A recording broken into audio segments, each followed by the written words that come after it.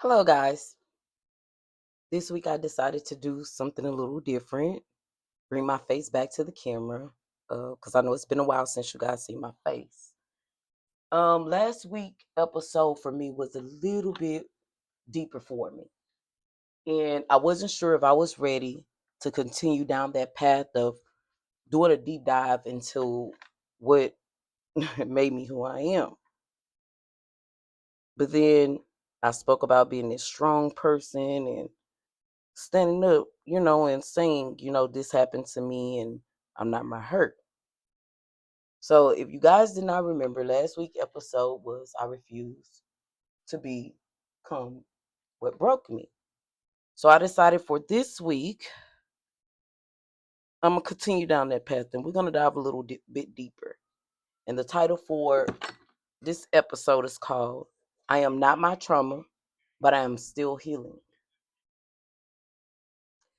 So I came up with this title because I had to really, really think about it. I want to continue on that path of speaking of my trauma. And I had to really think about it. I never really introduced myself to the audience. From all the audience really know of me is that I am a wife, I'm a mother of four, college student, and I work a 9 to 5, and I stay tired, and depression, anxiety, so on, so on. But I want to take you guys back and introduce you guys to the Ebony before all of this existed. I'm going to take you back to where it all began for me and becoming the conqueror I am today. So, I know I spoke on me having trauma. And in fact, my trauma for me started at a very, very young age. I was actually preyed upon by predators from I want to say from 3 weeks old to the age of 17. We'll go into that a little deeper on another episode, or I might even dive a little deeper on here. Then, not only that, I was a young mother who had to watch her baby take her last breath at the age of 18. Got pregnant at 17. My baby passed away when I was at 18, and she was only a month old. So I dealt with that, bearing a child at a young age. I dealt with being preyed upon from 3 weeks old to 17. I was the R word a couple of times. And I never really shared this with anybody. And if my dad was here, he's the only one that really knew. My dad was an addict.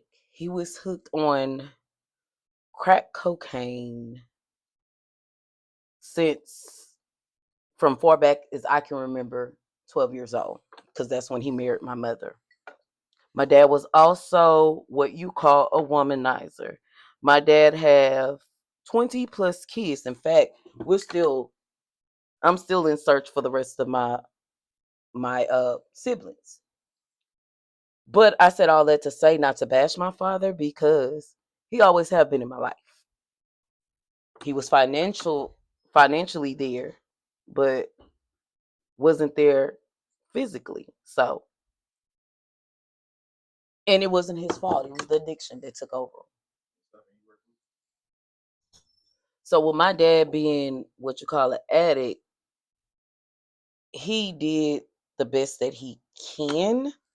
And I don't judge anybody with addictions because that to me that's a whole nother demon. And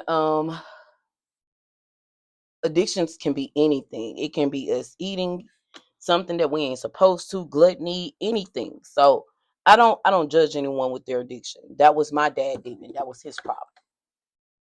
But I was the R word because he actually owed one of the guys money. and the guy came looking for him. And when he could not find my dad, he took advantage of me. And at that age, I was 19 years old. Need I remind you, I've already buried a baby. I've already grew up knowing that I was the unwanted child, because I was actually given a chance at life because my parents was actually $21 short of an abortion. And that's not to make my mom feel any kind of way, because me and my brother are 14 months apart. And we got to be realistic about this. My dad was a womanizer, and my mom did the best that she can as far as with my brother. She already had my brother. And that was a lot on her as it was. So I wouldn't say that I wouldn't consider that neither. So that was never a issue for me, you know, blaming her for the thought or her going through. But knowing that you were the child that wasn't supposed to be here and you actually here by accident, you wasn't even planned. I always felt like the black sheep of the family. But I conquered and made it through that as well. So life goes on. Later on, down the line, I met my oldest girl dad, and he decided to choose street life over being a father. So again, I was a single parent raising this child on my own, 21. Was doing good, so I decided that, you know, I got married mainly to get out the house because my mom was big on not shacking, you know. So I really mainly married to get out the house with my first marriage, and that didn't work out for me because he took me through some things way I was constantly cheated on and all of that. So I dealt with that. And still being in the marriage way I know I'm being cheated on. So yeah. Then here comes 3 years later, I meet my now second child's father, thinking, oh, this is gonna be it for me.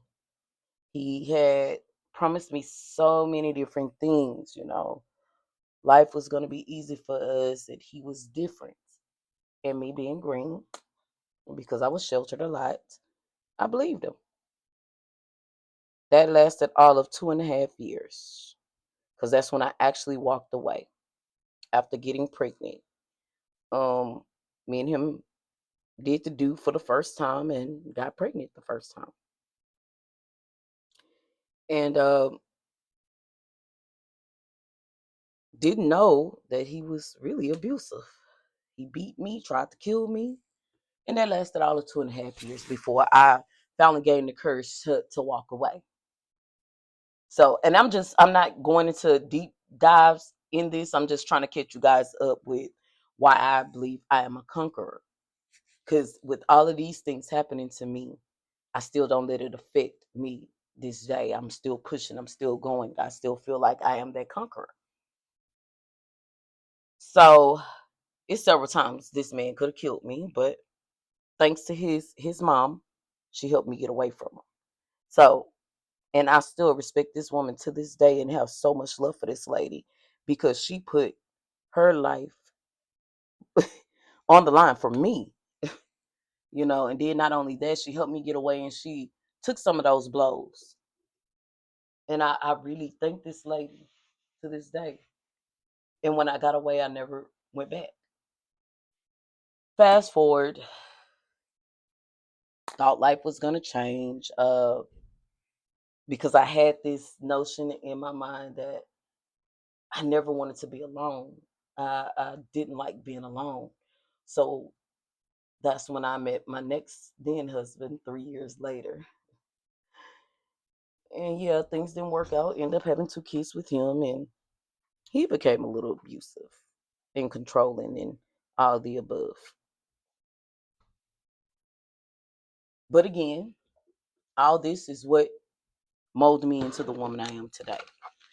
So that's just a little background history of me. And if you guys would like to know more, just comment more, and I can really do a deep dive on my life because I don't mind sharing. Because I look at what I went through not as a tribulation, but as a testimony. Because it's other young women, other men that have been through what I've been through. So that's me. Um, so that's why I chose this title for this week, for week 3, episode 3, because I want to continue piggybacking off, you know, I refuse to be what broke me. So that's why today I'm choosing something different. Today I'm going to say it out loud, and I am not my trauma. And in fact, that's what we all need to do. Just stand in front of a mirror and say it out loud to ourselves. I mean, because nobody else will do it for us. I am not my trauma. And in fact, our trauma don't stay in the past. It really don't. It shows up in the way we think or how we think, how we love, how we trust. I mean, and that is a factual statement because now with me going through all of that in life with my trauma and being in these toxic relationships and being beat and being cheated on and going through all of that, now that I'm in a healthy relationship, I tend to bring or do some of the toxic traits or allow some of the toxic traits to form within this marriage. And yes, I am married. It's going on 2 years now. And my husband is also a conqueror from his past trauma. So it's like two people with past traumas trying to make something out of life, like trying to love when you thought you'll never be able to love again, or trying to trust when you thought you'll never be able to trust again because of what the last person did. Now, I know I said before that I'm tired of being a strong one because I am. I am. Being a strong one all the time is exhausting. Is very exhausting. Not only am I trying to be the strong one, like I said before, I am a mom. I work and I have a habit of carrying everything, everybody's problems because I want to be the fixer. I don't want uh my family to have to deal with certain things and deal with going through things alone. So I tend to carry it myself or pick it up. I'm I still feel like I'm falling apart sometimes because I do, because I know I'm not perfect, and I know I'm going to continue to make mistakes because I said before, this life thing don't come with a God, nor do motherhood, nor do this wife thing. So yeah, I know I make mistakes at times, and I can't lie and say it's not overwhelming because who wants to know that they are making mistakes? But what I can say is what I'm learning is that what happened to me is not who I am, because I'm still growing. I'm still healing and I'm still becoming. So it's safe to say I'm not allowing what I went through or what I'm dealing with to this day to hinder who I'm becoming or the growth, the growth that I have had or that I am having.